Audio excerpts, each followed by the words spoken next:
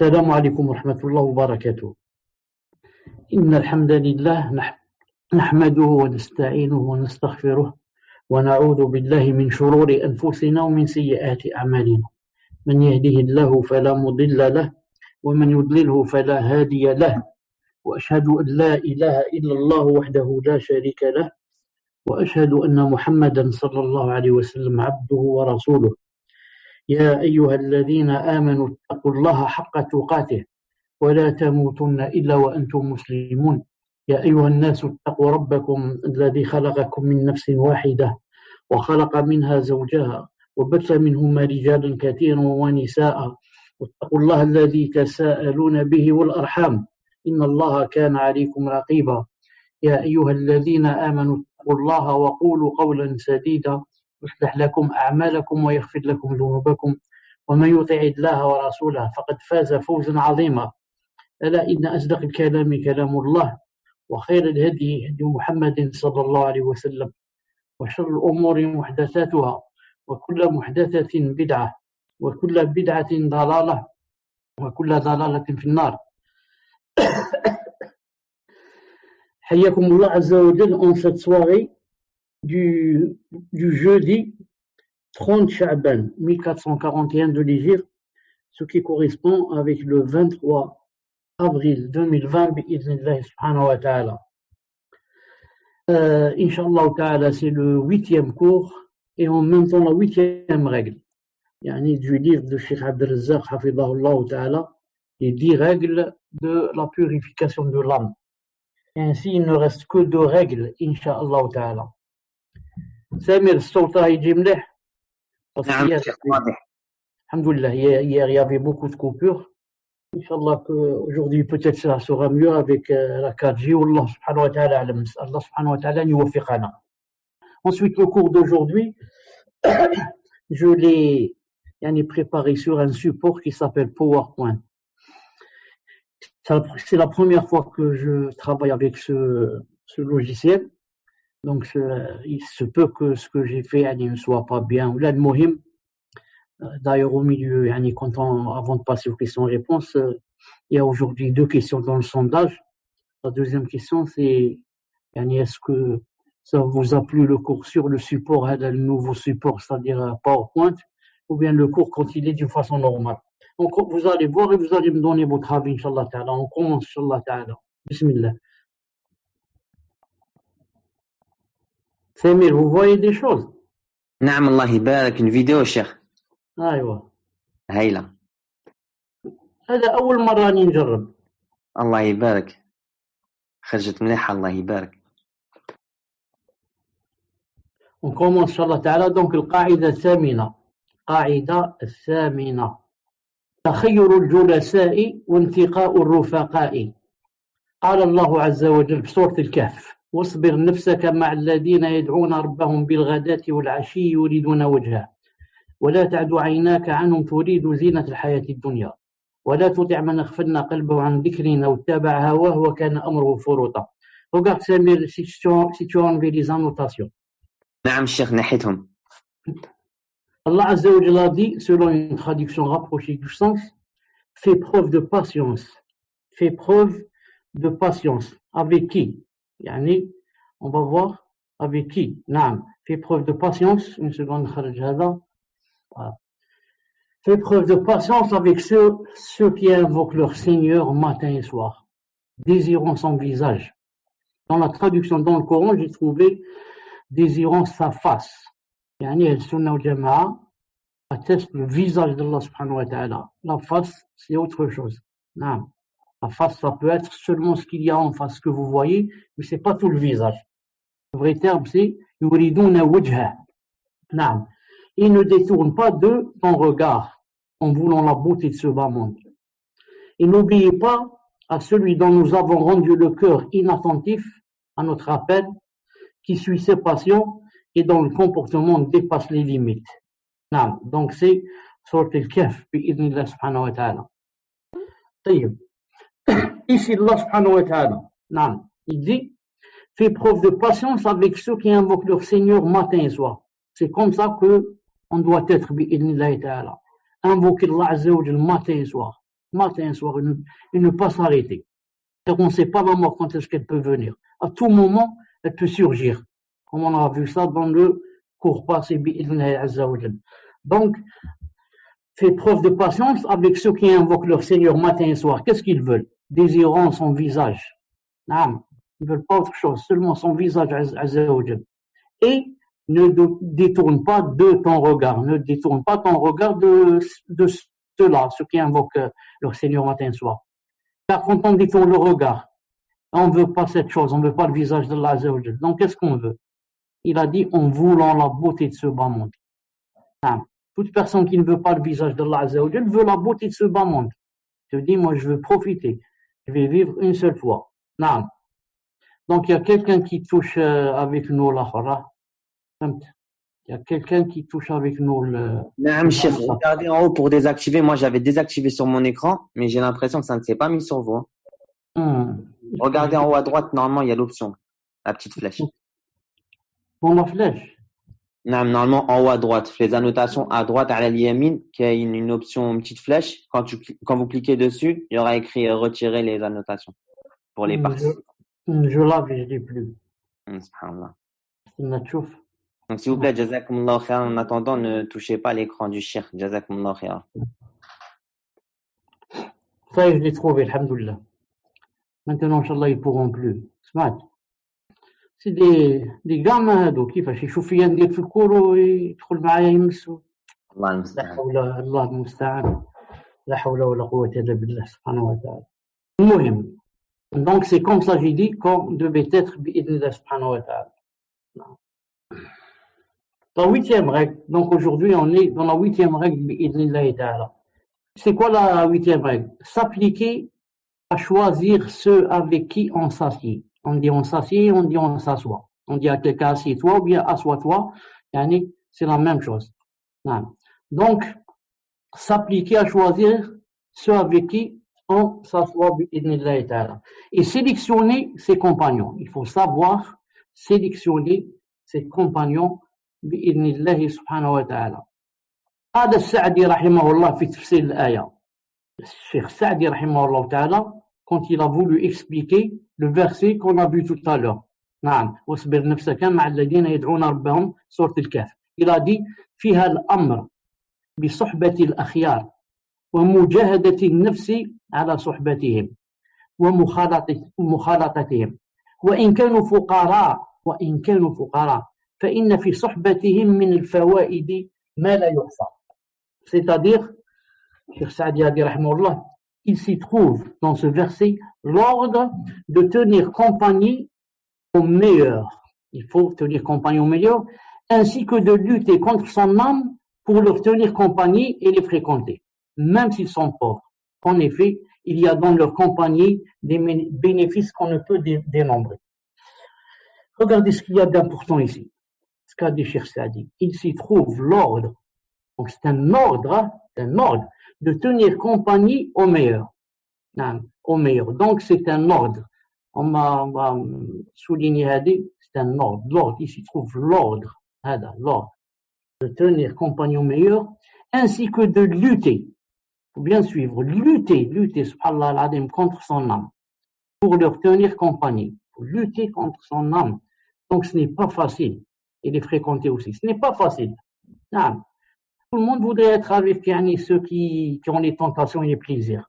Mais pour être avec des gens qui, tout le temps, ne parlent que d'Allah et de l'au-delà et du paradis et de l'enfer, c'est difficile de s'asseoir tout le temps avec ceux-là. Il faut donc lutter contre son âme pour leur tenir compagnie et les fréquenter. Il a dit, même s'ils sont pauvres, très important. Même s'ils sont pauvres, subhanallah al-azim, même s'ils sont pauvres, pourquoi? La plupart de ceux-là sont pauvres. La plupart qui veulent l'au-delà, sont pauvres. Pourquoi? Pourquoi ils sont pauvres? Parce que, ils ne sont pas investis dans la dunya. La dunya, pour eux, c'est juste, un pont qu'on va passer à aller de l'autre côté. Donc, ils ne sont pas très intéressés par la dunya.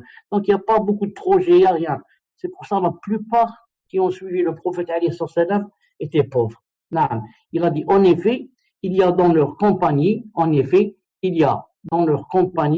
des bénéfices qu'on ne peut démontrer. نعم. وقال النبي صلى الله عليه وسلم كما في السلسلة الصحيحة، il a dit الرجل على دين خليله فلينظر أحدكم من يخالل. الرجل على الدين خليله فلينظر أحدكم من يخالل. Le prophète alayhi salam a dit l'homme est sur la religion de son ami proche. L'homme est sur la religion de son ami proche. Donc, que l'un d'entre vous regarde qui il prend comme ami proche. L'homme et la femme, bien sûr, c'est-à-dire l'être humain, est sur la religion de son ami proche. Donc, que l'un d'entre vous regarde qui il prend comme ami proche. Donc, que chacun de nous regarde c'est qui son ami proche. Et c'est pour cela que, c'est très difficile que quelqu'un, par exemple, de pieux, quelqu'un qui aime Allah et son prophète et aime l'au-delà, puisse avoir un ami intime, qui soit, par exemple, comme on dit, pervers. C'est pas possible. C'est pour cela, on va voir ça tout à l'heure aussi, comment, en voyant quelqu'un, on voit faqat qui il fréquente. Et on va voir ça, Inch'Allah, tout à l'heure, subhanahu wa ta'ala. C'est impossible que quelqu'un de pieux fréquente quelqu'un de pervers, et que, il ne fasse pas comme lui. C'est très difficile. C'est pour ça qu'il est interdit de fréquenter ces gens-là. On va voir ça, Inch'Allah ta'ala, ta'ala, en détail. وقال أبو سليمان الخطابي رحمه الله تعالى قول النبي عليه الصلاة والسلام المرء على دين خليله معناه لا تخالل إلا من رضيت دينه وأمانته فإنك إذا خاللته قادك إلى دينه ومذهبه ولا تغرر بدينك ولا تخاطر بنفسك فتخالل من ليس مرضيا في دينه ومذهبه. Je pense que comme ça, comme vous voyez avec moi, c'est mieux et en même temps aussi pour l'arabe. Alhamdoulilah, les doros sont en arabe français. Ceux qui veulent aussi apprendre l'arabe, ils voient que c'est en arabe et en français.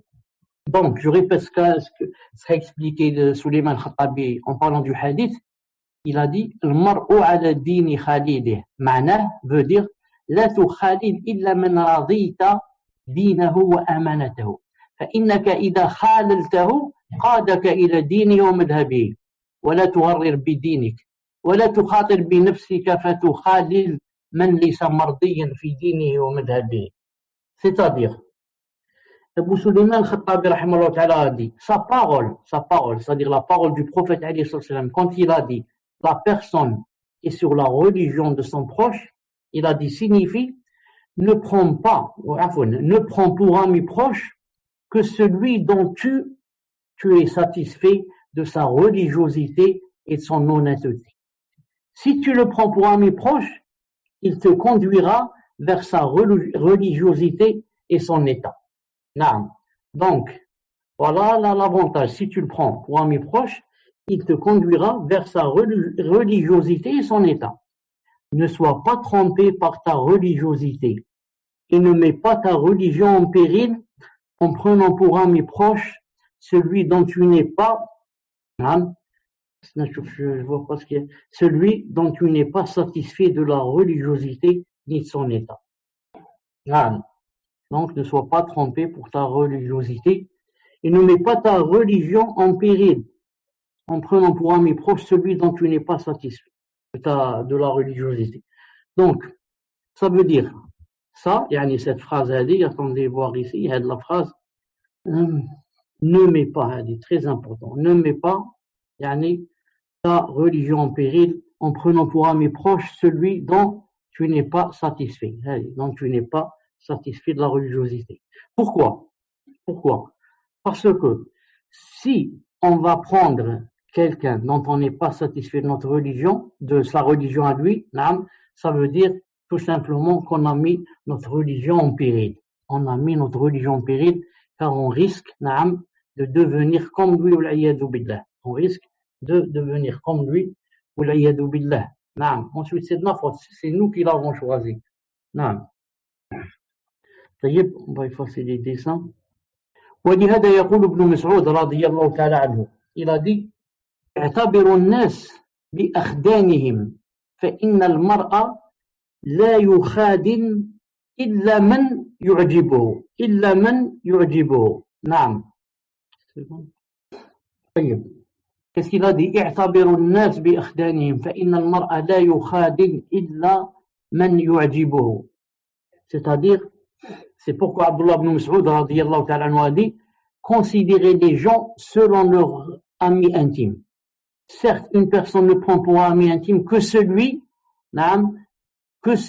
qui lui plaît. Considérez les gens selon leur ami intime. Certes, une personne ne prend pour ami intime que celui qui lui plaît. C'est-à-dire que moi, si je veux savoir, c'est qui cette personne, pour savoir comment, dans quel statut la mettre, qu'est-ce que je dois faire? Je dois la considérer d'après ses amis intimes. Je vois qui sont les amis intimes de cette personne. Ensuite, je juge. Il a dit, certes, une personne ne prend pour ami intime que celui qui lui plaît. Comme par exemple, Sunnah al-Jama'a et Salaf ont déclaré beaucoup de du'at qu'ils étaient hizbi. Alors que apparemment ils prêchaient la salafiyya, ils disaient qala Cheikh al-Albani, qala Cheikh Ibn Uthaymin, qala ceci, qala cela. Entre autres, le repère sur lequel ils se sont basés, ils ont vu que lorsqu'ils voyageaient, surtout vers l'Arabie Saoudite, ils descendaient chez qui? Qui les attendait là-bas à l'aéroport? Qui les prenait là-bas chez eux en invité ou bien à la maison? Qui? Si maintenant, c'est-à-dire les sectaires, les hizbis, c'est-à-dire, si maintenant ce sont les ikhwan qui t'attendent là-bas, donc ne dis plus je suis salafi. Si c'est les tablir qui t'attendent là-bas, ensuite tais-toi, ne dis plus je suis salafi. Si c'est les takfiriyon qui t'attendent là-bas, même tu vas prendre un haut-parleur et crier dans les rues je suis salafi, ça ne sert à rien. Pourquoi? C'est clair, c'est comme ici, qu'est-ce qu'il a dit? Suivez bien avec moi, il a dit considérez les gens selon quoi? Selon leurs amis intimes. Selon leurs amis intimes. Certes, une personne ne prend pour ami intime que celui qui lui plaît. On continue, Inch'Allah ta'ala. وقال النبي صلى الله عليه وسلم مثل الجليس الصالح والسوء كحامل المسك ونافخ الكير فحامل المسك إما أن يحذيك وإما أن تبتاع منه وإما أن تجد منه ريحا طيبة ونافخ الكير إما أن يحرق ثيابك وإما أن تجد ريحا خبيثة. رواه البخاري ومسلم. Le prophète sallallahu alayhi wa sallam a dit l'exemple du compagnon pieux et du mauvais compagnon est comme celui du vendeur de parfum et du forgeron. Regardez la différence entre celui qui vend le parfum et le forgeron. Cette différence est la même entre celui qui a un compagnon pieux et un compagnon mauvais. Pour le vendeur du parfum, quand on est avec lui, soit il va t'en donner un peu de il veut prendre un peu de musc, soit tu vas lui en acheter. Soit s'il ne t'en donne pas et que tu as senti la bonne odeur, tu as envie d'en acheter bi'inillah subhanahu wa ta'ala. Ça. Soit tu vas sentir de lui une odeur agréable.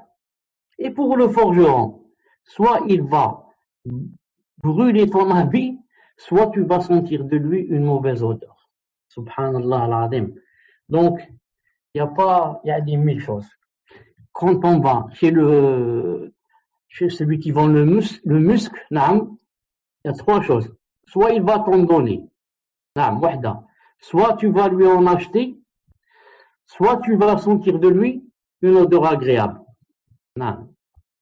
Par contre, le forgeron, soit il va brûler ton habit, et soit tu vas sentir de lui une mauvaise odeur. Donc, subhanallah al-Azim, quand on va chez celui qui vend du parfum, on est toujours gagnant. Pourquoi? Soit ils vont m'en donner, soit j'achète, soit la dernière des choses, soit tu vas, comme dit ici, comme il a dit ici, soit tu vas sentir de lui une odeur agréable. Lui, il m'a pas donné. J'ai pas pu acheter, mais j'ai gagné quoi? J'ai senti maintenant, il y a en moi une odeur agréable. Alhamdulillah. Et pour le forgeron, soit il va brûler ton habit, il va te dire, Samahni, j'ai pas fait exprès. Allah, j'ai pas fait exprès. C'est mon travail qui demande ça. Ou alors, soit tu vas sentir de lui une mauvaise odeur. Et même quand tu vas sortir dehors, on va sentir même de toi une mauvaise odeur. En conclusion de ce hadith du prophète sallallahu alayhi wa sallam, qu'est-ce qu'il veut dire? Que le compagnon pieux, tu as toujours des intérêts avec lui. Et le compagnon mauvais, tu as toujours des mashakil, des problèmes avec lui. Toujours, toujours, toujours. Donc, il faut prendre garde, bi'idnillah subhanahu wa ta'ala. نعم. قال القاضي عياض رحمه الله تعالى في شرحه لهذا الحديث. Ce hadith qu'on vient de citer, Qadi Iyad va l'expliquer maintenant, le hadith du forgeron. Il a dit فيه تجنب خلطاء السوء ومجالسة الأشرار وأهل البدع والمختابين للناس لأن جميع هؤلاء ينفذ أثرهم إلى جالسهم والحظ على مجالسة أهل الخير وتلقي العلم والأدب وحسن الهدى والأخلاق الحميدة. C'est-à-dire, Qadi Iyad rahimahullah ta'ala, dans son explication de ce hadith, a dit, il s'y trouve dans ce hadith le devoir de s'écarter des fréquentations mauvaises, de s'écarter des assises des gens mauvais, des gens de l'innovation et de ceux qui calomnient les gens. Car tout cela ont un effet qui atteint celui qui s'assied avec eux. Il s'y trouve aussi l'incitation à s'asseoir avec les gens du bien, recevoir la science et le bon comportement, la bonne guidée et les comportements louables. Allahu Akbar. Allahu Akbar. Donc, qu'est-ce qu'il y a dans tout cela? Le plus important, il a dit, il s'y trouve le devoir. Donc, quand on dit le devoir, ça veut dire que c'est obligé de s'écarter des fréquentations mauvaises. Devoir, c'est obligé. C'est ton devoir de le faire. De s'écarter des assises des gens mauvais. De s'écarter des gens de l'innovation. Tu ne vas pas t'asseoir avec les gens de l'innovation, tu dis, on m'a fait des choubouettes. Tu vas t'asseoir avec les takfiriens, après tu dis, Allah, je ne sais plus maintenant le gouverneur s'il est kafir ou pas. Comment hier tu disais que Sunna ou Jama'a ne font pas le takfir qu'avec des shurut, des conditions. Maintenant tu dis, je me suis assis avec X et Y qui m'a donné des choubouettes.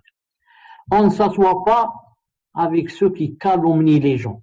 Calomnier et dire que X a fait la zina ou la telle femme a fait la zina, ça rentre dans les grands péchés. Ça demande aussi 80 coups de fouet. Donc attention, c'est devenu fréquent de voir quelqu'un avec une femme et de dire ce sont des honnêtes, ils font la zina. Attention, c'est très très très très grave. Très grave. Pour dire cela, il faudrait, la personne qui dit que telle personne a fait zina, il faudrait qu'elle aille ramener trois autres témoins. Et 3 témoins fiables, qui ne font pas les grands péchés, qui font le maximum de bonnes œuvres. Fiables, dignes de confiance. Et il faut que les quatre personnes, c'est-à-dire toi et les 3 autres, vous puissiez témoigner devant le juge que vous avez vu les parties intimes de l'homme à l'intérieur des parties intimes de la femme. Qui peut voir ça? Ce n'est pas facile donc. C'est-à-dire, qu'est-ce qu'on va comprendre aussi? Que si je rentre dans une chambre et je trouve un homme et une femme complètement nus et enlacés, 2 choses, je n'ai pas le droit de dire qu'ils font la zina. Pourquoi? J'ai pas vu ce que j'ai dit tout à l'heure. J'ai pas vu le membre de l'homme dans les parties intimes de la femme. C'est possible qu'ils n'ont pas fait cette chose, ils n'ont pas fait la zina. Donc, et encore, si j'ai vu ça, où sont les 3 témoins pour pouvoir dire cette chose? Où sont les trois autres témoins? Donc attention, c'est très grave. Hein. Il a dit, car tout cela dont on est en train de parler, les mauvaises fréquentations, les mauvais amis, ont un effet qui atteint celui qui s'assied avec eux. Non. Si tu t'assois avec quelqu'un de cela, non, ne blâme que ta personne. Ne dis pas pourquoi maintenant j'ai telle chose dans ma tête ou maintenant je commence à aimer les passions, non, parce que ça t'atteint. Non, ça atteint. Il s'y trouve aussi l'incitation. Maintenant, il s'y trouve quoi dans ce hadith? L'incitation à s'asseoir avec les gens du bien et recevoir la science et le bon comportement et la bonne idée, le comportement de l'autre. Donc, il s'y trouve aussi l'incitation. Il y a aussi ici l'incitation. C'est pas seulement, comme on a dit tout à l'heure, le devoir. Il se trouve aussi l'incitation. De s'asseoir avec les gens du bien. Pourquoi? Pour recevoir la science et le bon comportement. Plus on s'assoit avec les gens, Allah ibarak, plus on apprend des choses. Et comme on a vu tout à l'heure avec le hadith, c'est comme le muscle. Celui qui vend le parfum, au moins, la bonne odeur, بإذن الله سبحانه وتعالى. نعم. قال الشيخ عبد الرزاق البدر حفظه الله تعالى: فعلى العبد تخير الجلساء الذين يعينونه على الخير، فإنهم من أعظم أسباب تزكية نفسه وصلاحها، وأن يحذر خلطاء الشر وجلساء الفساد، فإنهم أخطر عليه من الجرب. Cheikh Abdelrazak Hafidallah Ta'ala dit, il incombe donc aux serviteurs de s'appliquer à choisir scrupuleusement ceux avec qui il s'assied, ceux qui l'aideront sur le bien. En effet, il constitue une des plus grandes causes de la purification de son âme et de sa vertu. Il lui incombe aussi de prendre garde aux fréquentations du mal et aux compagnies corrompues. En effet, ils sont plus dangereux pour lui que la gale. Allahu Akbar. Allahu Akbar. Donc, il incombe aux serviteurs de s'appliquer à choisir scrupuleusement ceux avec qui il s'assied. Donc, on doit faire le choix avec qui je m'assois. Et c'est pas, je m'assois avec n'importe qui. Moi, je m'assois pas avec n'importe qui. J'ai un choix. Des signes, des repères sur la personne. Si elle a ses conditions, je m'assois avec elle. Si elle n'a pas, non. Salam, et smahli, je suis occupé. Ce sont qui, ces personnes-là, donc il faut essayer de s'asseoir avec eux? Ceux qui l'aideront sur le bien. Voilà. Ceux qui mettent sur le bien. Quand je parle de l'au-delà et du Coran et du tafsir, ça leur plaît. Ils veulent pas s'arrêter de m'écouter. C'est pas ceux, quand je commence à parler, ils me disent, toi, tu parles matin et soir de ça, nous, on voudrait vivre, on voudrait ceci. Je ne m'assois pas avec eux. Pourquoi? En effet, ils constituent une des plus grandes causes de la purification de son âme et de sa vertu. Plus tu t'assois avec les gens vertueux, plus, tu prends de leur vertu, tu prends de leur adab. Non. Même si tu ne veux pas, c'est obligé. Car devant eux, tu dois être comme eux. Et à force de s'asseoir avec eux, tu prends maintenant de leur caractère, comme aussi, bien sûr, il lui incombe aussi, la même chose, de prendre garde aux fréquentations du mal et aux compagnies corrompues. Si maintenant il a un pied à gauche et un pied à droite, un pied dans le bien, un pied dans le mal, il ne va pas s'en sortir. Il lui incombe aussi de prendre garde aux fréquentations du mal et aux compagnies corrompues. Ça veut dire, il lui incombe au début, il incombe au serviteur de s'appliquer à choisir scrupuleusement avec qui il s'assied, c'est-à-dire les gens du bien, et en même temps, la deuxième chose qui lui incombe, il lui incombe aussi, de quoi?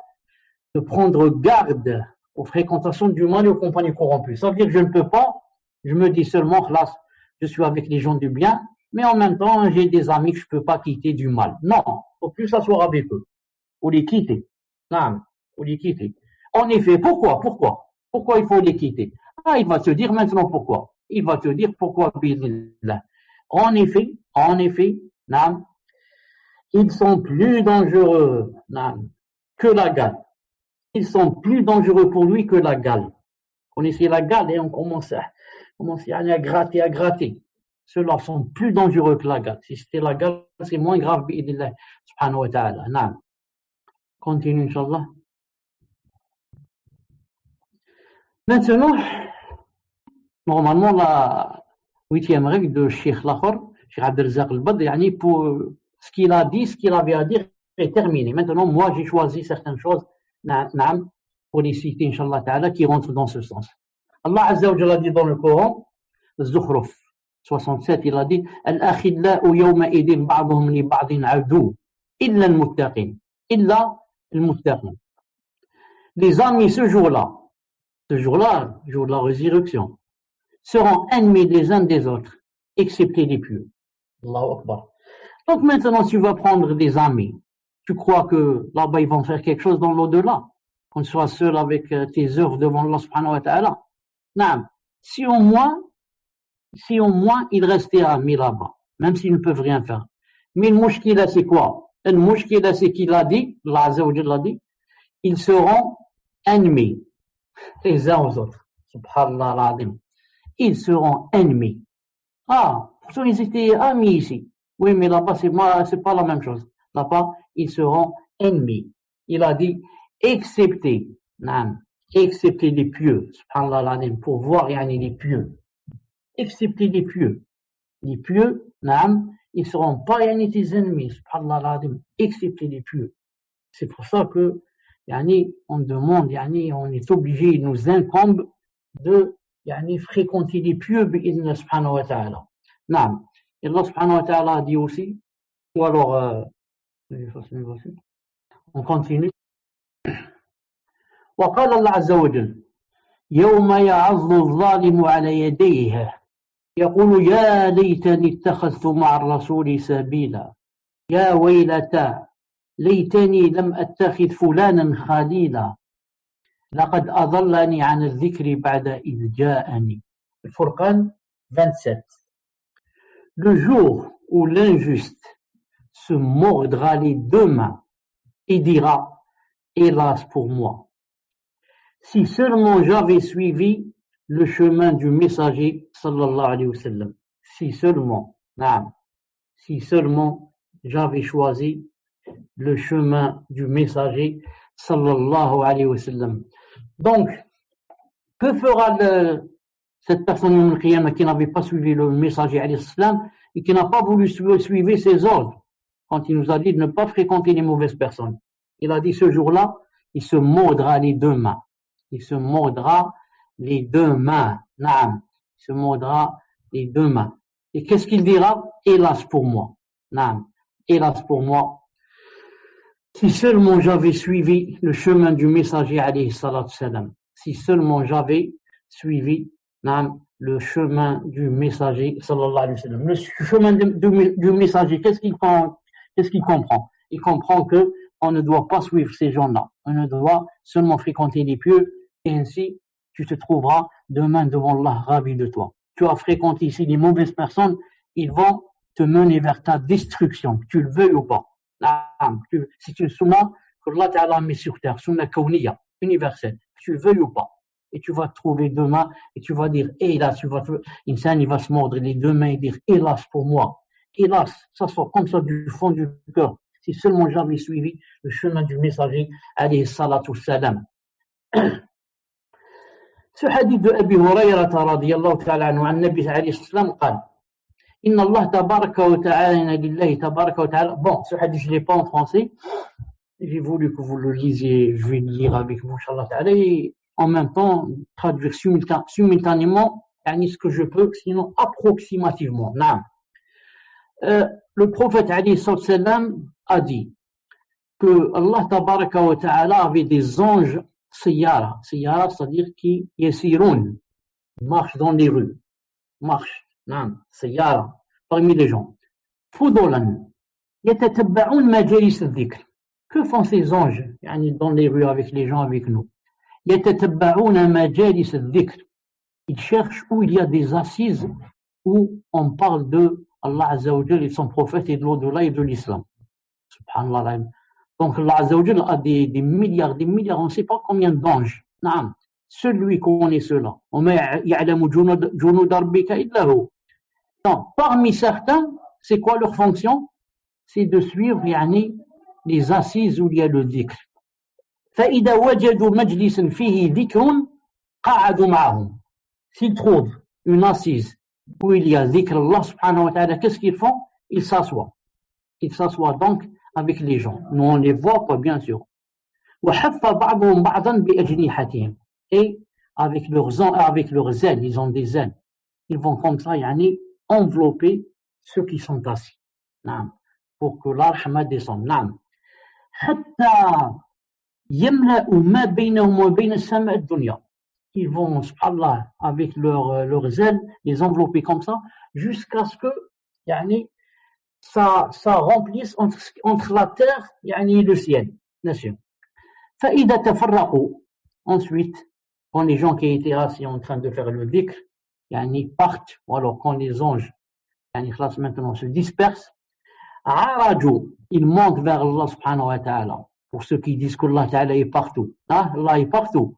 Pourquoi le hadith il dit عرجوا, il dit ils font l'ascension. Ils vont chez qui? Ils vont remettre les œuvres à qui? Montrer à qui? C'est Allah subhanahu wa ta'ala qui est au-dessus des cieux, au-dessus de son trône.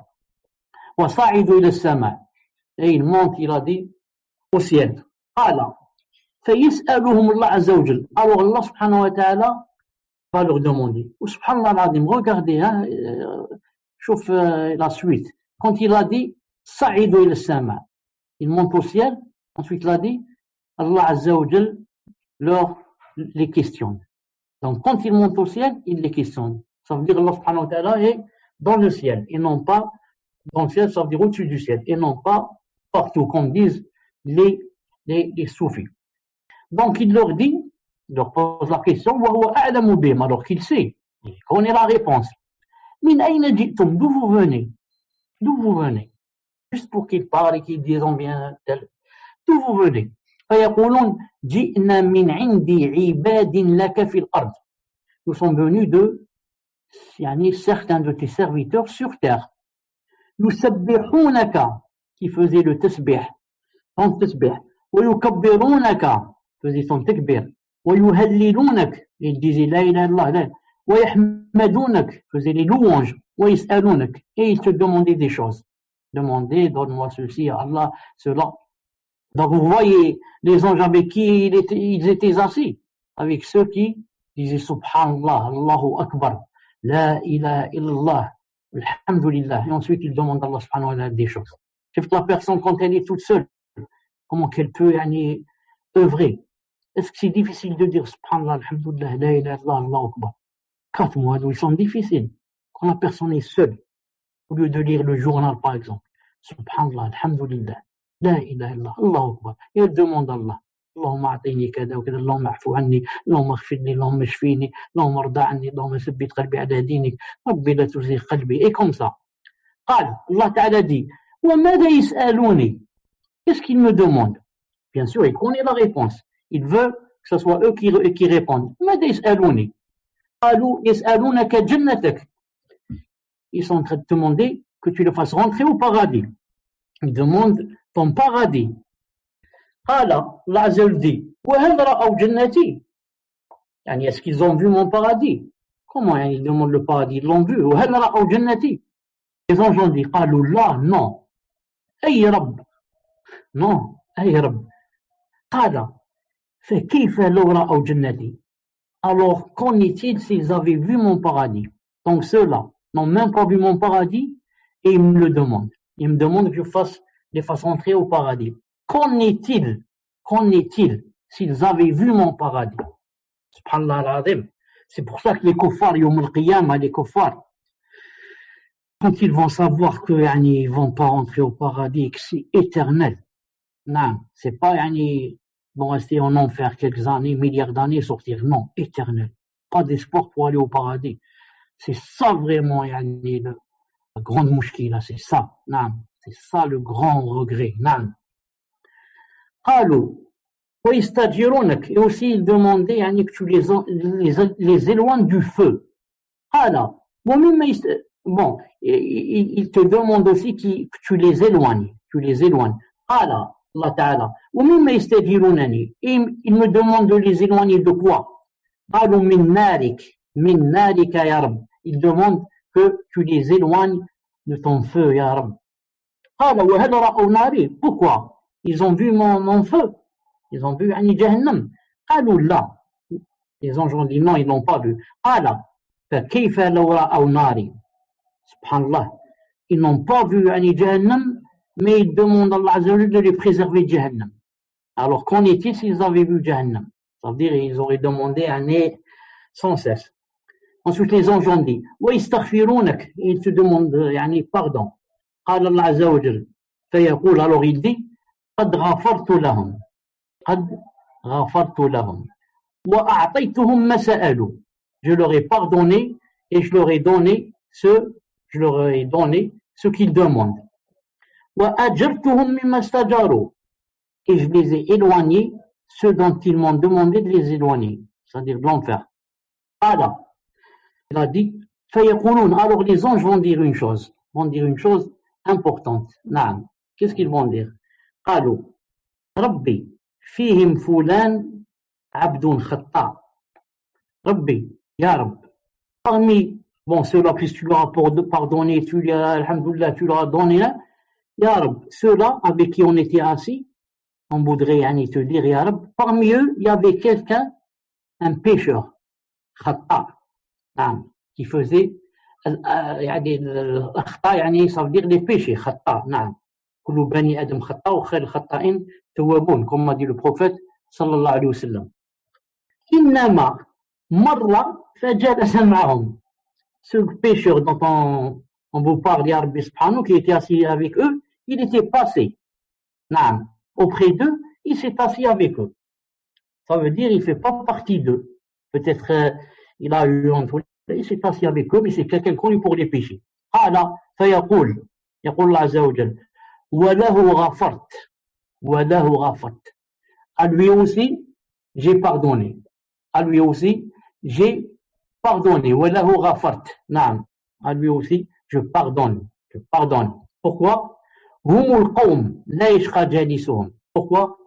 هم القوم لا يشقى بهم جالسهم. Allah subhanahu wa ta'ala dit, ce sont eux, le groupe, ce sont eux, comme on dit nous, les vrais hommes, ce sont eux. Parce que voilà ce qu'ils étaient en train de faire, en train de faire takbir, tahmid, etc. Ce sont eux vraiment les vrais croyants, les vrais hommes.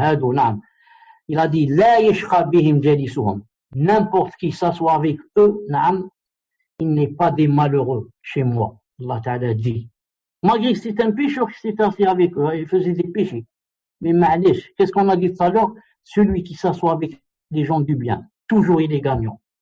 Quand les anges sont descendus et ont enveloppé ceux-là, ces gens-là qui étaient dans l'assise avec leurs ailes, il y avait en même temps cet homme parmi eux. Donc lui aussi il a gagné de cette rahma, et il a gagné que Allah subhanahu wa ta'ala lui a pardonné parce qu'il était avec les pieux. Il avait une bonne fréquentation.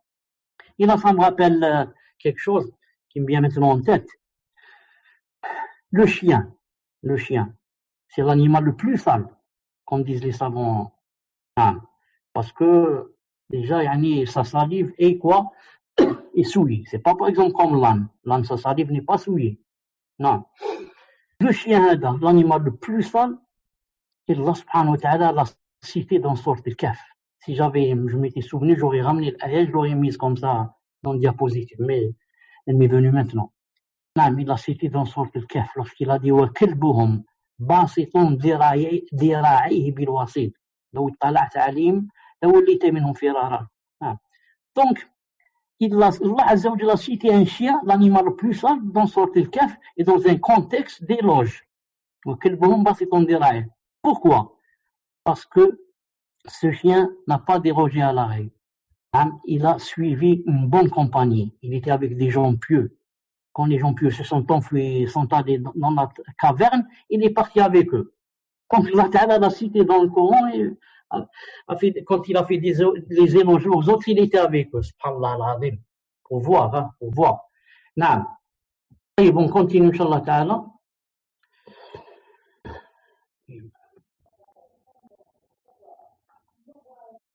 وفي الحديث الصحيح الشيخ الألباني رحمه الله تعالى l'a mis dans Silsila Sahiha 926. Il a dit Al-mu'minu mir'atul mu'min. Al-mu'minu mir'atul mu'min. Le croyant, c'est le miroir du croyant. Non, le croyant, c'est le miroir du croyant. Quand quelqu'un se voit dans le miroir, qu'est-ce qu'il voit? Il se voit lui-même, ça. Maintenant, si le croyant, c'est ton miroir, ton frère, c'est ton miroir, ça veut dire il est comme toi. Comme ça veut dire le hadith. Yani, il est à 100% comme toi.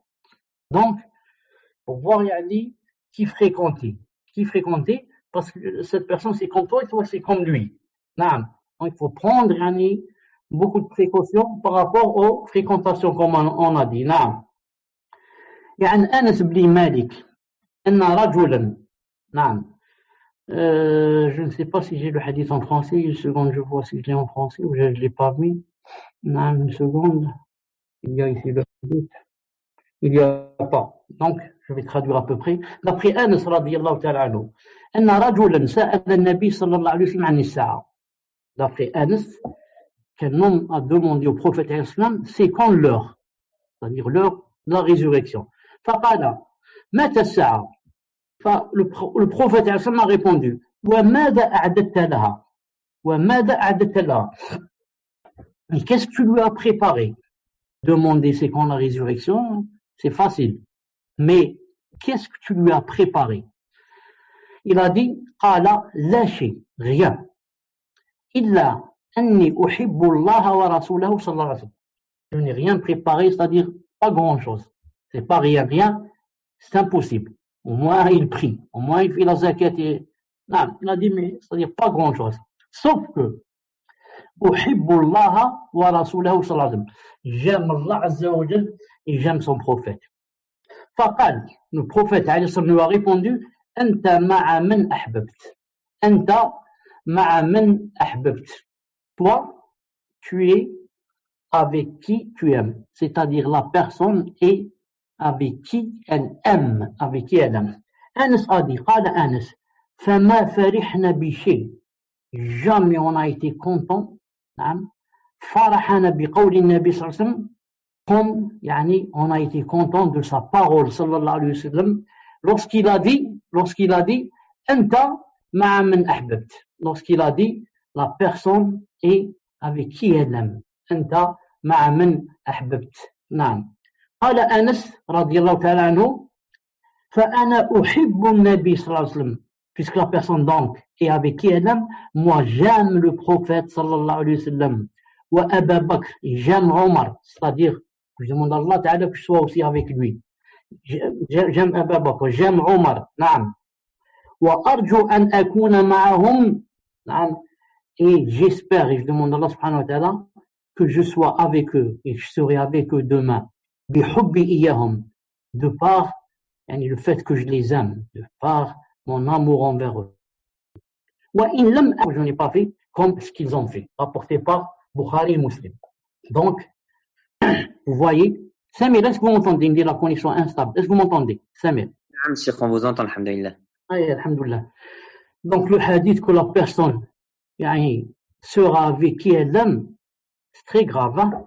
Très bien d'un côté pour ceux qui sont toujours avec les pieux, et très grave pour les personnes qui aiment des gens qui ne sont pas vertueux, qui aiment des gens qui sont passent leur nuit dans les cabarets à faire danser les gens. Donc c'est très grave. Et ce qui me plaît bien dans ce hadith, ce qui me plaît beaucoup, Le tawadhu de Anas ibn Malik, radiyallahu ta'ala anhu, un des grands sahaba, qui a travaillé, si je puis dire, disons, resté collé au prophète pendant plus de 10 ans. C'est lui qui a dit, j'ai travaillé chez le prophète 10 années, jamais il ne m'a dit, pour une chose que j'ai faite, pourquoi tu l'as faite? C'est-à-dire, il fallait pas faire. Ni pour une chose que j'ai pas faite, il m'a demandé de faire, pourquoi tu ne l'as pas faite? Il est en train de montrer le caractère du prophète, sallallahu alayhi wa sallam, comment qu'il était. Il était très jeune, sa mère l'a pris chez le prophète, elle lui a dit, Ya Rasulallah, Ubaydouk, ton petit valet, qui travaille chez toi, il reste chez toi. Il est resté 10 années, presque collé au prophète, c'est pourquoi il est l'un des grands sahaba qui connaissent beaucoup de hadiths. Ce qui me plaît en lui, c'est quand il a dit فأنا أحب النبي عليه الصلاة والسلام, il a dit وأحب أبا بكر, j'aime Abu Bakr. Les chiites, les rawafid, qu'est-ce qu'il dit? Il dit Abu Bakr c'est un kafir et Omar c'est un kafir. Kafir. Vous serez avec les kuffars, Inch'Allah. Vous serez avec les kuffars. qu'Allah Azza wa Jalla vous fasse venir Yawm al-Qiyamah avec les kuffars. Mais celui-là, Anas, connaît la valeur des sahaba. Il a dit, moi j'aime Abu Bakr, j'aime Omar, wa arju, j'espère être avec eux, Yawm al-Qiyamah, de par mon amour, parce que je les aime. Ensuite, il a dit, la phrase, il a dit, wa in lam a'mal bimithli a'malihim. Il a dit, même si je ne fais pas ou je n'ai pas fait comme eux ils ont fait. D'un côté, c'est la grande modestie, la grande modestie. C'est un grand sahabi, il dit, j'ai pas fait ce qu'ils ont fait. Et de l'autre, c'est vrai. Les deux, Abu Bakr et Omar, étaient des califes. Quand on est calife, le bien qu'on fait, c'est pas comme le bien de n'importe quelle personne. Mais le gouverneur, quand il fait un bien, le bien est général. Donc il reconnaît qu'ils étaient mashallah et qu'ils ont fait vraiment des œuvres bi'idhnillah subhanahu wa ta'ala. On va voir s'il y a autre chose. عن أبي سعيد رضي الله تعالى عنه أنه سمع النبي عليه الصلاة والسلام يقول لا تصاحب إلا مؤمنا ولا يأكل طعامك إلا التقي. سبحان الله العظيم. الحديث هذا qui l'applique. Donc il a dit لا تصاحب إلا مؤمنا ولا يأكل طعامك إلا التقي. Qu'est-ce que ça veut dire ça? Attendez voir si je l'ai en français. Je ne l'ai pas. Donc لا تصاحب إلا مؤمنا, le prophète m'a dit ne fréquente qu'un croyant et ne mange sans manger طعامك إلا تقي, que quelqu'un de pieux, ne côtoie que le croyant et ne mange qu'en compagnie du pieux. Non, c'est pas ne mange en compagnie du pieux, c'est l'autre qui ne doit pas manger. ولا يأكل طعامك إلا التقي, et seulement le pieux doit manger ton manger, ce que tu prépares là. C'est pas le contraire. Il ne mange de ta nourriture que le pieux. Donc, ne côtoie qu'un croyant et ne doit manger ta nourriture qu'un pieux. Ici, ça te demande deux choses. La première, la tusahib illa mu'minan, c'est clair, ne côtoie qu'un croyant. Le croyant, soit c'est celui qui n'est pas kafir, soit il veut dire par le croyant celui qui n'est pas pervers. Donc, ceux qui ont des amis kuffar, qu'ils prennent ce hadith en considération. De kafir, on n'a pas le droit de le prendre comme ami. Il se peut qu'on travaille ensemble, on se salue quand on se rencontre, mais ce n'est pas un ami. Il y a une différence. Hadith dit la tusahib illa mu'minan. Les amis se font des cadeaux, s'invitent, vont ensemble au camping. Non. ولا يأكل طعامك إلا تقي. Aussi, ne doit manger de ce que tu as mangé qu'un pieux. C'est-à-dire même quand on fait des walima, on doit inviter des pieux. On ne doit pas inviter les pervers à venir assister à la walima, à venir assister à ce qu'on fait des repas à la maison, etc. On invite les pieux. C'est pour dire quoi? qu'il faut s'éloigner des kuffars et des pervers au maximum, si quelqu'un veut être préservé dans sa religion. Maintenant, si on invite quelqu'un, un kafir par exemple, ou bien quelqu'un qui est pervers, pour un repas ou là, c'est possible maintenant si on a dans l'intention de lui faire la da'wah. Le prophète à la Mecque, il invitait des gens comme ça, des kuffars, et pour égorger un mouton, amener du lait, mais pour faire la da'wah. Je suis un messager, dites la ilaha illallah. Et comme ça. C'est pas j'invite un kafir ou un pervers pour qu'on parle de la dunya. Pour qu'on parle de la dunya. نعم. عن معاذ بن جبل رضي الله تعالى عنه a dit أبشر.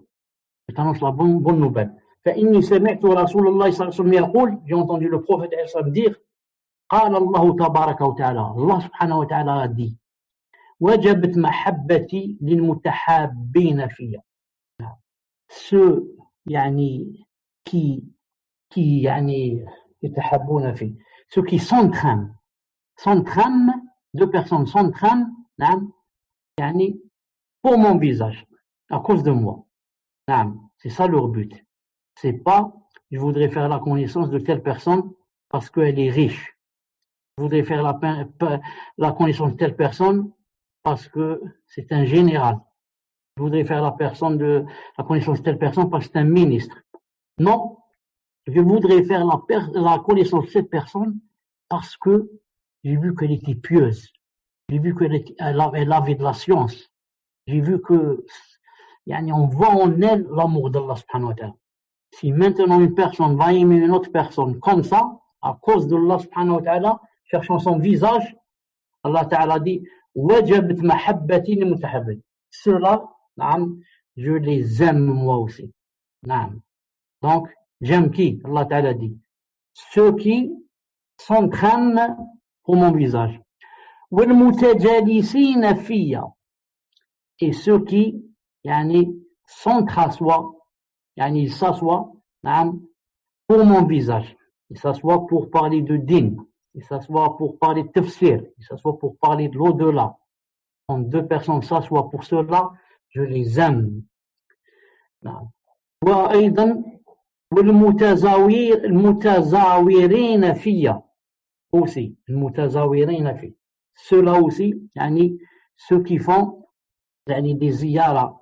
Je sais pas comment on dit en français. Je cherche le mot très rare. Ceux qui se rendent visite. Ceux qui se rendent visite l'un à l'autre, pour mon visage. Pour mon visage. Tu vois quelqu'un malade, par exemple, je vais lui rendre visite. Pourquoi? Parce que Allah Ta'ala aime ceux qui rendent visite aux malades. Exemple, je vais le voir. Je sais que cette personne, par exemple, est vraiment, à plat. Question d'argent, etc. Je lui rends visite. Pour essayer de lui donner quelque chose. Ou bien quelqu'un de grands problèmes. Je lui rends visite pour lui relever, le moral. Tout ça, pourquoi je le fais? Pour Allah.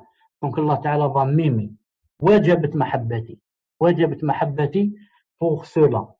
C'est trois. Et le quatrième, wal mutabadilina fi. Et ceux qui donnent. Ceux qui donnent, pour mon visage. Ils donnent fi sabilillah. Naam. Ce hadith sahahahu, sahah isnadahu ibn Abd al-Barr fi الموطأ في الموطأ نعم. طيب continue إن شاء الله s'il y a quelque chose. وعن سلمان الفارسي نعم رضي الله تعالى عنه, il a dit مثل الأخوين إذا التقيا مثل اليدين تغسل إحداهما الأخرى. Il a dit les frères en Allah, quand ils se rencontrent, c'est comme les deux mains, l'une lave l'autre. Les deux mains. Si par exemple il y a des saletés dans une main, c'est l'autre main propre qui va laver l'autre. Il a dit donc, ils s'entraident. Ils s'entraident. C'est comme les deux mains. On ne peut pas employer seulement une main si on a deux. Toujours, l'une fait quelque chose et l'autre fait quelque chose, ou des fois, on groupe les deux pour faire la chose. C'est comme ça, ceux qui sont des frères en Allah subhanahu wa ta'ala. Et nous tous on dit, nous tous, naam, comme vous savez, on dit, car pour laver une main, on a besoin d'une autre, naam. Et nous tous on dit, comme vous savez, qu'est-ce qu'on dit? On dit sahibu, déjà Salaf disait cette phrase. Il disait as-sahibu sahib. As-sahibu sahib. En arabe ça rime, en arabe ça rime. Sahib, sahib. Qu'est-ce qui a changé ici? Seulement le sad. Ici c'est un sad, ici c'est un sin. Sin. Sahib, sahib. En français ça rime pas. Mais le sens, as-sahib, c'est-à-dire, disons l'ami, ou bien, yani, celui qu'on côtoie, celui qu'on côtoie. Sahib, il te tire, il te tire. Le sahib, celui qu'on côtoie, sahib, te tire. Naam. Quand tu côtoies quelqu'un, il te tire vers le compagnon. Le compagnon est un tireur, il te tire vers son caractère, naam, vers ses passions, vers ses tentations. Ou alors le contraire. S'il est pieux, il te tire vers ses bons adab, vers sa piété, vers sa religiosité, et comme ça. Le compagnon, qu'est-ce qu'il dit? Qu'est-ce qu'il fait? Il tire, sahib. Et on dit aussi, c'est très connu, la phrase célèbre, on dit le mujadasatu, turitu le mujanasatu. Ici aussi ça rime, le mujadasatu et le mujanasatu. La différence, c'est, je vais vous le montrer ici, là, ici le la, et ici, c'est le nun. Non, c'est le nun ici. La seule différence, il a dit mujalasatu, turitu mujanasatu, c'est-à-dire le fait de s'asseoir avec les gens, ça donne obligatoirement ça donne obligatoirement la ressemblance de la personne avec qui on s'est assis. Non, le fait de s'asseoir avec quelqu'un, ça mène obligatoirement à être comme lui, une mujanasa, à être du même jeans que lui. Non. D'ailleurs, c'est très connu, hein, l'adage qui dit « Dis-moi qui tu fréquentes, je te dirai qui tu es ». C'est très connu, hein, « Dis-moi qui tu fréquentes, je te dirai qui tu es ». C'est-à-dire, comme exactement, comme a dit le prophète, et ça c'est un hadith, ils ont dû prendre ça du hadith. Car le hadith, qu'est-ce qu'il dit? « Innama ar-rajulu ala dini khalilih ». Donc c'est d'après la religion de son ami. Que l'un d'entre vous regarde qui il fréquente. Donc c'est ça. Dis-moi qui tu fréquentes, je te dirai qui tu es. C'est-à-dire ça a été pris d'un hadith. عن سعيد بن المسيب عن أبيه قال عن سعيد on va terminer avec ça عن سعيد بن المسيب عن أبيه قال لما حضرت أبا طالب الوفاة lorsque l'oncle du prophète عليه الصلاة والسلام Abu Talib نعم il était sur le moment de l'agonie.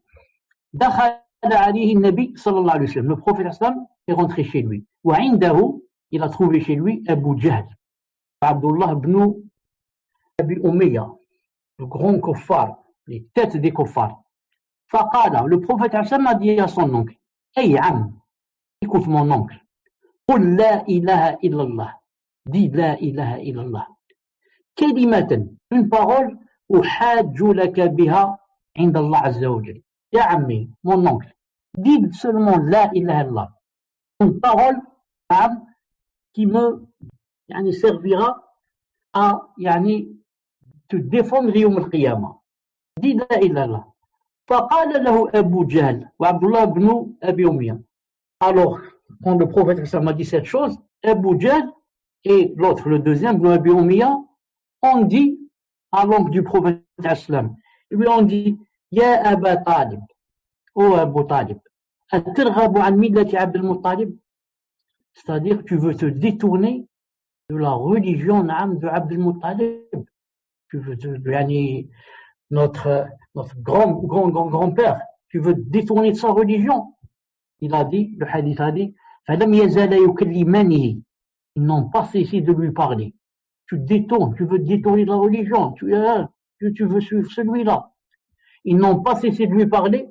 حتى كان آخر شيء كلمهم به, ils n'ont pas cessé de lui parler jusqu'à ce que sa dernière parole a été quoi? Ala millati Abd al-Muttalib.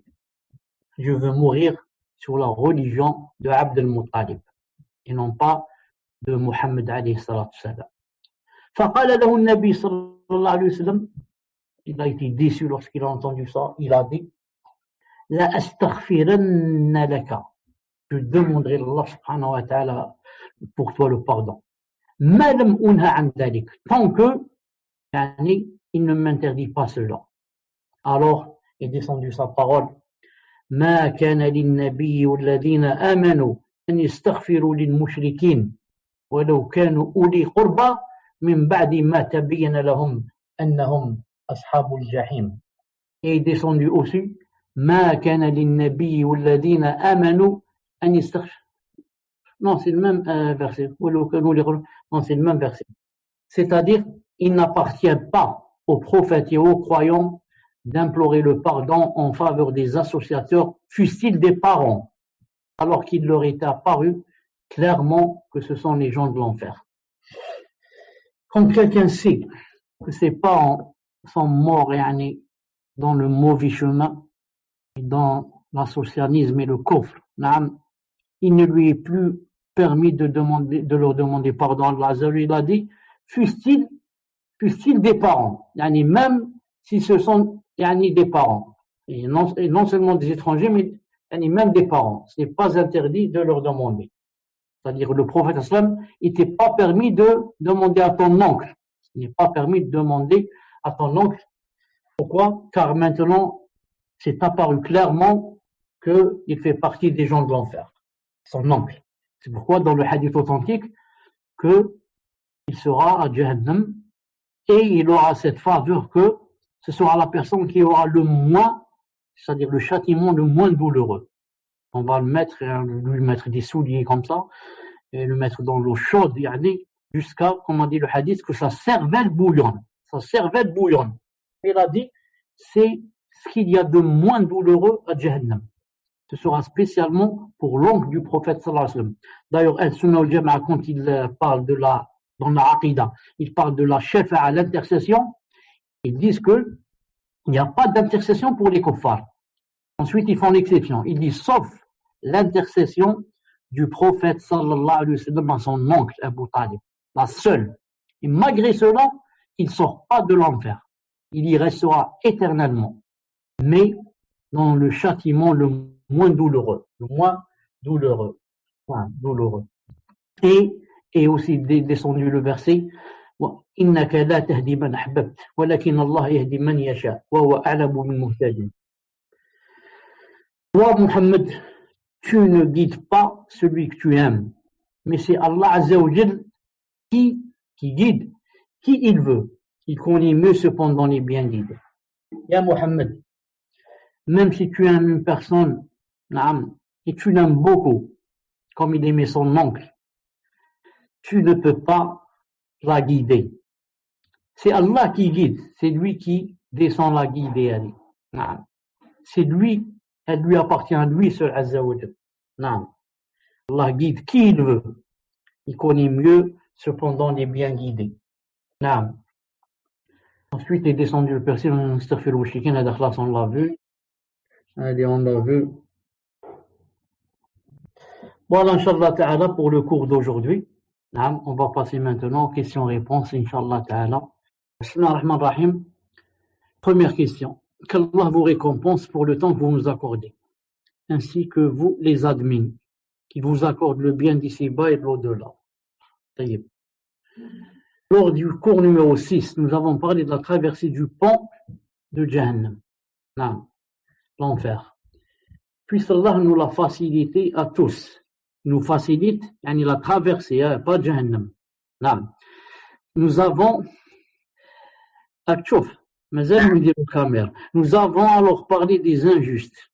Ma question concerne ce terme injuste, dans le Coran en général. Les injustes sont-ils uniquement ceux qui associent à Allah d'autres divinités, les mécréants, les hypocrites, etc. Ou ce terme concerne-t-il également les croyants et croyantes qui commettent des injustices entre eux? Chef, vous avez perdu le mic. Je leur accorderai un délai نعم, jusqu'au, maintenant vous m'entendez pas? C'est bon, cher. Jusqu'au jour où le regard se figera. المهم, ce qu'il faut savoir, c'est que كلمة injuste, ظالم, ظالمون, ظالمين, des fois, c'est pour les kuffars, et des fois, c'est pour ceux qui sont pas kuffars, pour les croyants qui font des péchés. Comme il a dit après, lorsque Allah a parlé du voleur, il a dit فَمَنْ تَابَ مِنْ ظُلْمِهِ. نعم, il a dit, s'il fait la tauba de son ظلم, ou من بعد ظلمه, عفوا. Donc, نعم, الظالم, c'est d'après le contexte.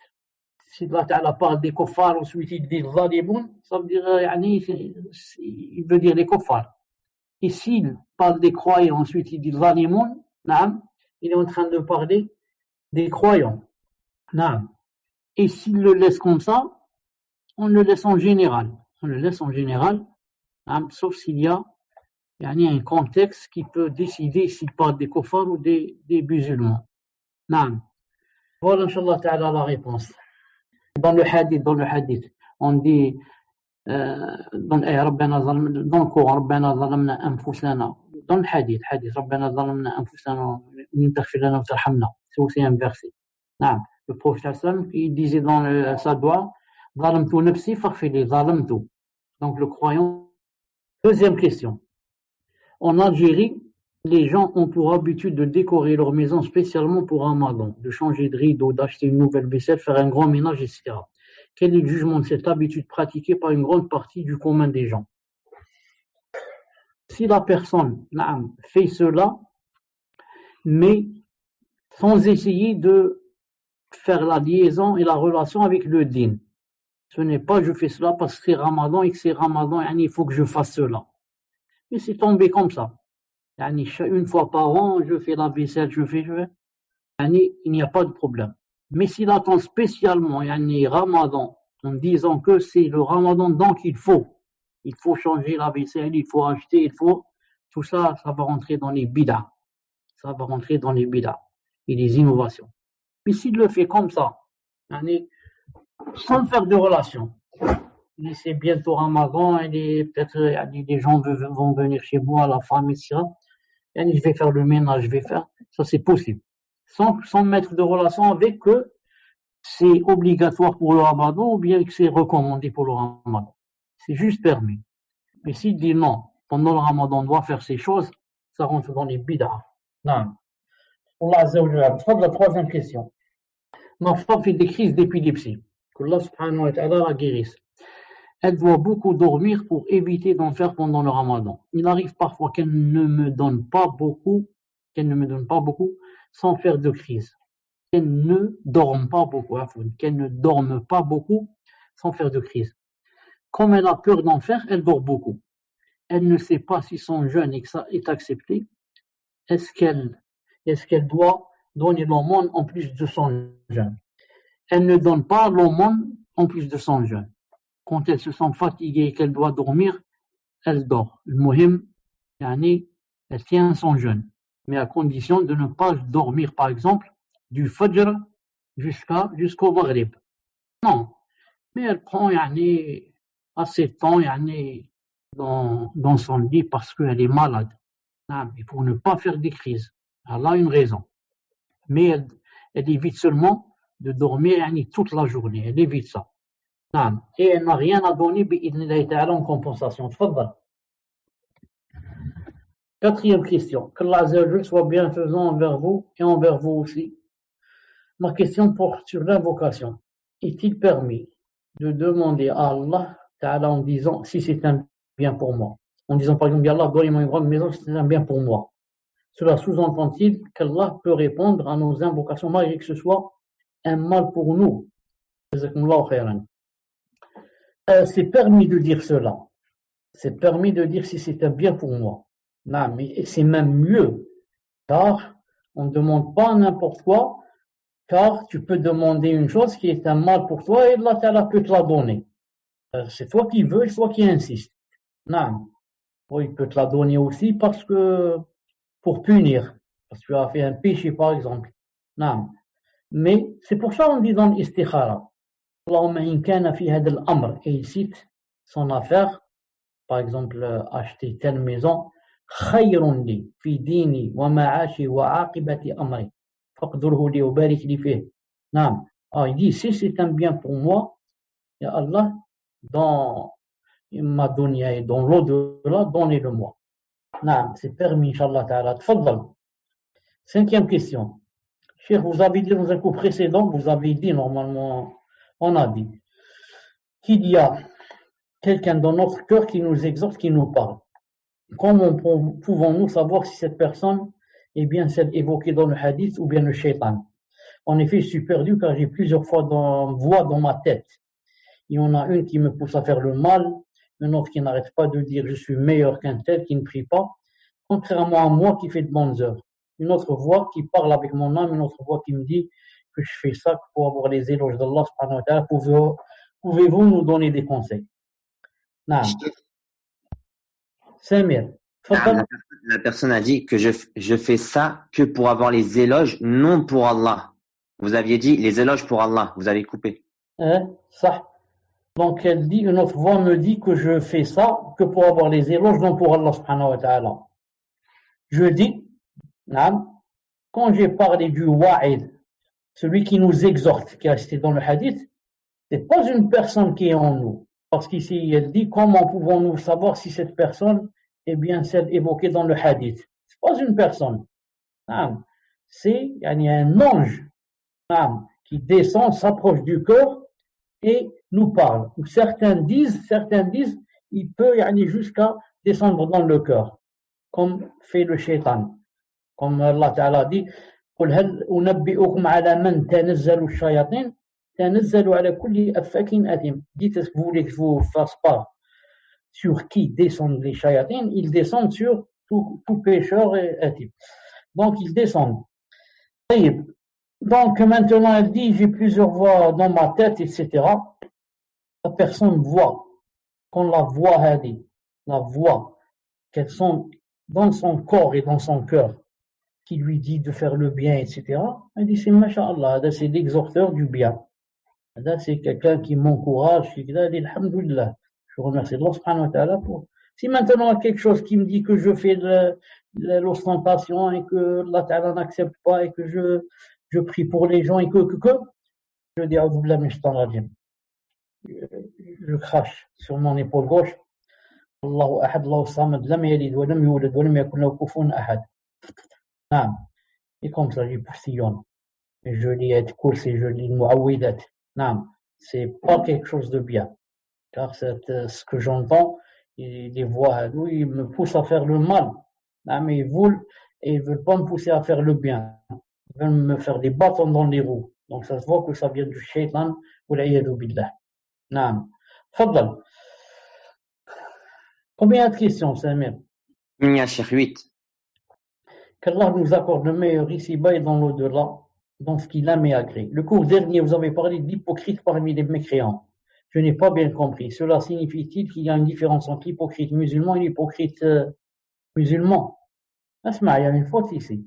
Non, je pense que la personne voulait dire l'hypocrite mécréant. C'est normal. C'est normal qu'il y ait la plus grande différence entre l'hypocrite musulman et l'hypocrite mécréant. Et la grande différence, c'est quoi? C'est que l'hypocrite mécréant ira éternellement en enfer. Ira éternellement et restera éternellement en enfer. Alors que l'hypocrite musulman, ou bien Allah Ta'ala lui pardonne carrément et il sera éternellement au paradis, ou bien il passera par l'enfer si Allah ne lui pardonne pas pour se purifier, ensuite il sera éternellement au paradis. Donc la différence entre les deux, entre l'hypocrite musulman et l'hypocrite mécréant, c'est qu'en fin de compte, l'hypocrite mécréant est toujours en enfer. Il sera toujours en enfer.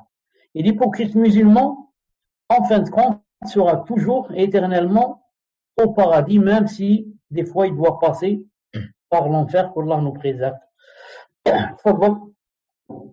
Septième question et avant-dernière.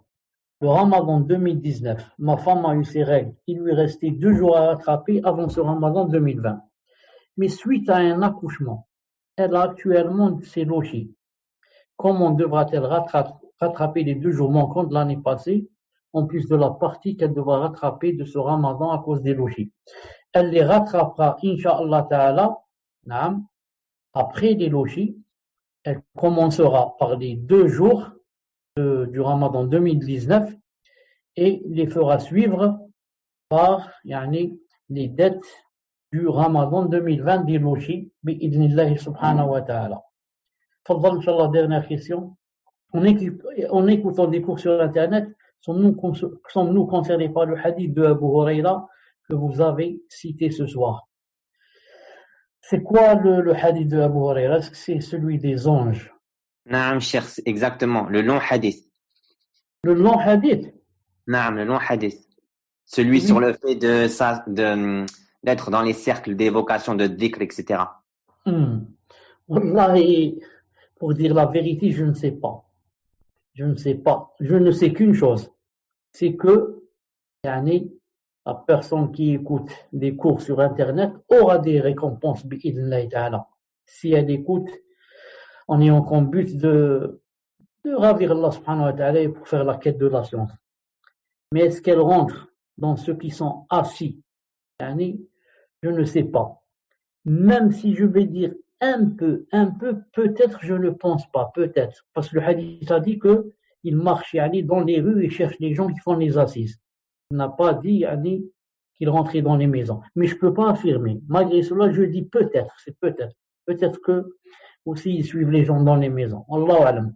Donc je ne peux ni confirmer ni infirmer. Mais je confirme une chose, c'est que la personne, Inch'Allah Ta'ala, aura des récompenses, bi'idhnillahi ta'ala. Allah Azza wa Jalla. En même temps, avant que j'oublie, qu'Allah subhanahu wa ta'ala vous aide pendant le ramadan, il nous aide tous à le jeûner et à faire les efforts, Inch'Allah Ta'ala, pour être mieux que avant le ramadan et après. سبحانك اللهم وبحمدك أشهد أن لا إله إلا أنت أستغفرك وأتوب إليك. السلام عليكم ورحمة الله وبركاته. السلام ورحمة الله.